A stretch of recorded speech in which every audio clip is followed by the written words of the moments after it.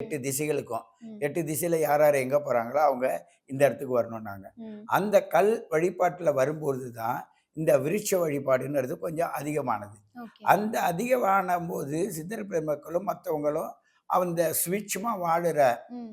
அந்த பாரம்பரியம் இருக்குல்ல, ஆமா. பரம்பரை ம். சொல்லும்போது, அப்பா, அம்மா, தாத்தா, பாட்டி, சீயன் சீயோல் அப்படி பரம்பரை தலக்கட்டுன்னு வரும். இந்த தலக்கட்டு இந்த பரம்பரை சேர்ந்தவங்க எப்படி இருப்பாங்கன்னு. ம். அந்த நுழைவு வாயிலுக்கு பிறகு மக்கள் ஒன்றோடு ஒன்று அதிகமாகும்போது தான் அரசர் காலம் வரும்போது கோவில் வழிபாடு வந்தது. ம்ஹ்ம். கோவில் வழிபாடு வரும்போது எங்க யார வைக்கிறதுன்னு போது, ஒரு கோவில்ல இந்த மரத்துக்கு உடையவங்க அங்க போங்க.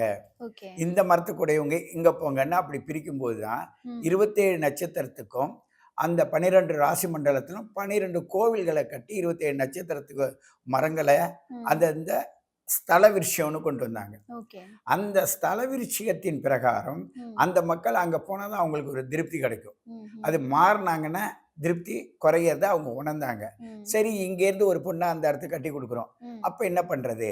என்பது அந்த விருட்சிகத்துக்காக தன்னை மாத்தணும்ல. ஆமா. அப்போ தாய் வீட்டு ம்.